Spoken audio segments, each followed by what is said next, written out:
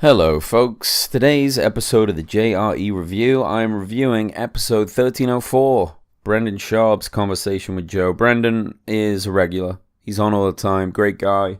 Just released his Showtime stand-up special. And bear in mind, he's only been doing, I think, stand-up for just over 2 years. So absolutely unbelievable and unprecedented achievement. I haven't watched it yet. I've been meaning to. I'm sure it's good. I've seen him live lots of times, and I have seen him live over the past year and a half, 2 years at the Comedy Store too. And really, to watch his progression is incredible. You know, it was clunky at first, like you would expect it to be, and how quickly he improved is truly amazing. Whether you really are into his stand-up or not, you have to give it to him. He's become a legit stand-up comedian in that time, which is phenomenal. So respect. And their conversation, as always, was really funny and interesting. So let's start this review.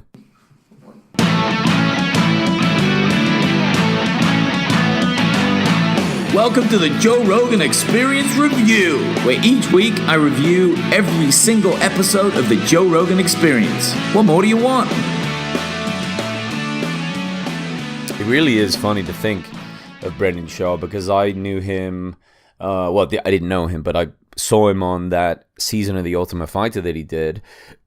There was a really good season. I think it was the Rashad Evans and Rampage Jackson season, so there was, tons of tension. Kimbo Slice was on there. It's the first time I'd ever seen, what's his name? Big Country, Roy Nelson. That's a hell of a character and was a great fighter for quite some time. And the first time I had seen Brendan Schaub do anything, and he was good on that show. Pretty sure he came second. He got knocked out by Big Country, which was unfortunate because he was doing well in that fight until he took a massive, I think, right hand behind the ear. Pretty brutal knockout too. And then, saw some other of his fights. I remember when he beat Crocop, and I was like, holy shit, this guy's legit to beat Crocop. And Crocop was still banging hard. And now you see him, on TV, has a show, has his podcast, and he does stand-up. It's almost like you're seeing a different person, which is really cool. It's very impressive that he could just go from one thing to the next, and all the promotional stuff he did with Showtime for the Mayweather fight with McGregor was good too. He did that with that I don't know his last name, the boxer. Anyway, it was good, and I actually met him after the LA promotional Mayweather event. I just bumped into him outside at some bar around the corner, and he was super cool. It's the only time I've really talked to him in person, and really chilled, really nice. He didn't seem like he wanted to rush off and do something else. Not that I'm that interesting to talk to, but he was just genuinely a cool dude. It was impressive. He starts out their conversation talking about how nervous he is or about this comedy special. Obviously, it's his first one, a lot of pressure. He doesn't know how it's going to be perceived, and Joe was just like, don't look at the comments.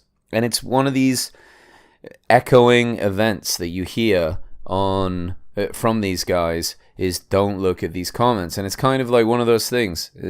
Maybe it transcends just like online, negativity, but it's like, just don't listen to negative people saying your shit sucks. Just keep doing good. I mean, a lot of these other people are not doing comedy specials, so he must be getting something right.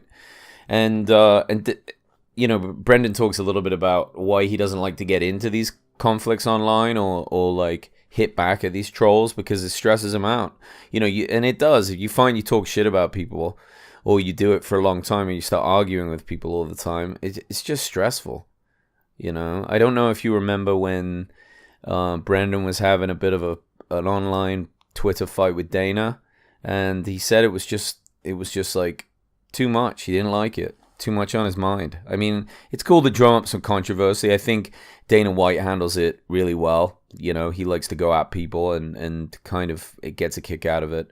But it's wearing, I'm sure. It really is wearing. Brendan now has a new podcast with Theo Vaughn, and It's pretty funny. I've heard a few of them. I really like it. I don't have a ton of time to like check out everybody's ones, but I like to dip in every now and again, and it's definitely worth listening to. Theo's just so unique and so bizarre. You know, he just takes things in a direction, and obviously Brendan can just comment on it. So it's probably a ton of fun working with him. I wonder what Brian Callen thinks about that, because obviously he started with the Fighter and the Kid one. I wonder if he feels a bit left out. I guess they still do the Fighter and the Kid, because that's a lot of followers. Brendan has used some of his Showtime money to go buy a Ferrari, and they were talking about Ferraris on this podcast. Ferrari, huh? Well, good for you if you can afford it. Fair enough. It's a hell of a car, hell of a statement. I don't know why anyone needs a Ferrari, but maybe just to say that you bought a Ferrari. He was saying you can't buy the special edition ones unless you've owned the other Ferraris in the past. How elitist is that? I guess, you know, what are they worried about? Like Ferraris falling into the wrong hands or some sort of collector's issue? I thought that was quite bizarre. But hey, still probably pretty cool the day that you can go into a Ferrari dealership and leave with one. That'd be pretty good. I would immediately just start panicking about the fact that it's going to get scratched up, or I'm going to damage it, or it's going to lose $80,000 of value as soon as I put my foot on the pedal.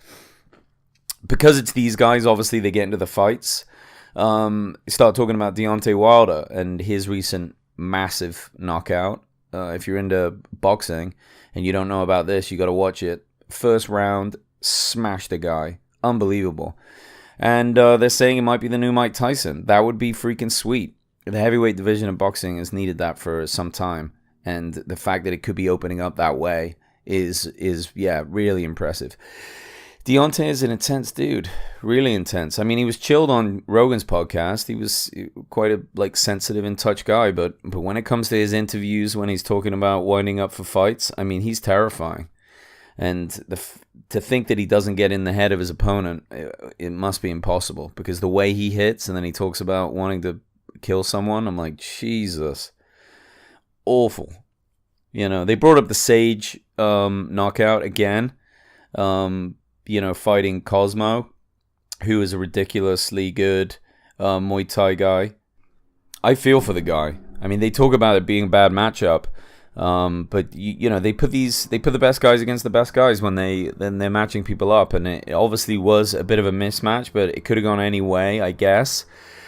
Just the damage that he took to his face, if you look at his Instagram post, it's so brutal. What does that do to a person long term? Realistically, it must really shake him, and maybe to change his fighting style, maybe to make him fight differently and protect himself a bit more, but absolutely brutal. It really is. It just was super brutal. Joe and Brendan talk quite a bit about their love for podcasting, and I love these conversations because it's not just a thing that they do, but they talk about what they get out of it, and it's super inspiring for anyone that does a podcast or is thinking about doing it, whether it picks up a lot of steam or you get a lot of downloads or whatever. It's just like, if you enjoy it, it's free to do. Basically, I mean, and you post it online and you can kind of work on it. The more you talk about it, hopefully the better you get. Sometimes I'm not sure if I get any better at this at all, but at least I get more efficient at kind of pulling it together. And it's that freedom that they say that they get from it. Obviously, these guys get paid a lot of money for their podcast. Not everybody gets paid any money for podcasting, but you do have that freedom. You can fucking say anything and really go in any direction. Obviously, sometimes you can upset some people and do whatever, but you really find your voice. And it's a great way to learn how to interview better and maybe hold conversations. And that's something that I should probably do more on this, is have more guests on. And I plan to. I definitely plan to do it. But it inspires me, for sure, to have people say those things about what it creates. I mean, you don't want a boss if you can. Get rid of having a boss, because your bosses are a pain in the ass. And, some of them are bullies. And if you can be your own boss, as long as you don't bully yourself, that's a really nice way of doing things. There was a bit of a burger debate in this one, and I'd like to hear your comments. What is the best burger? The best burger. Brendan went with a plain Whopper with cheese. Rogan went with the double from In-N-Out. Now, I'm with Rogan on this one. Whoppers are not bad burgers, but they cannot touch In-N-Out. In-N-Out is a far, far superior burger. There's some other good burgers out there. What else is good? Five Guys is pretty solid. Five Guys has great fries. That's a great fry place. In-N-Out fries aren't bad, but I think they're a bit skinny, so they get cold quick. I like a bit of a thicker fry. Maybe that's because I'm English. We have chips. We have those like steak style. Not quite that big, but they just hold heat. They just don't get cold as fast. It kind of just makes sense from a logistics standpoint. Skinny ones are nice. You just got to eat them real quick. You just got to fucking get them down. But yeah, as burgers go, In-N-Out has to be better than Burger King. Burger King is kind of lame. Burger King is, the burgers are better than McDonald's though. I will say that they definitely are better there. Back to some more fighting. It kind of ended talking a little bit about Chuck Liddell, and I'm glad they brought this up because Chuck handled his loss to Tito really well, and it just shows a real man. Even though he lost, he's a badass. He's a legend. He said, "Hey, sometimes you put yourself out there, and sometimes you don't make it." And in a way, I think it was bittersweet because Chuck probably needed to know when to stop, and I think he has and will now. And Tito really wanted that win. I mean, I think that his two losses to Chuck had haunted him for a long time, and to come back in there and avenge it and really put it together, I mean, fair play to him. His striking was on point. And to think that he wasn't capable of doing damage. To think that Chuck wasn't. I mean, Chuck was moving kind of odd, but, he's still able to, throw a punch and smash some people. Regular people, he'd fuck you up. So it was still two older guys in there, but two beasts. And, in a way, my hat goes off to both of them. So, awesome. Chuck, you're a legend. Really was, the first big superstar in the UFC, too. That was about when I started watching it religiously, as I loved watching Chuck fight and win. It's kind of devastating when he lost the Rampage and then lost his belt. It seemed to come out of nowhere. I really felt like he was going to win that one too. But that's how it goes. That's the fight game. And then at the end, and kind of a new revelation, something I didn't know about. Joe's fear of alligators. He hates them.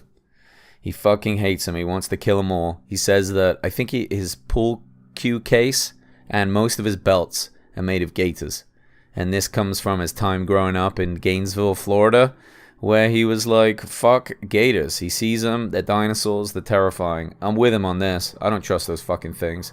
The fact that they can just walk across a golf course and everybody just has to wait, I'm like, are you kidding me? You don't shoot that thing immediately? That's fucking horrifying. But anyway, luckily I don't live near any of those things. And for any of you that do, keep your eyes peeled, alright? Anyway, guys, thanks so much. Thanks for listening. As always, I appreciate it. Keep the comments coming, keep the love coming, and have a great day.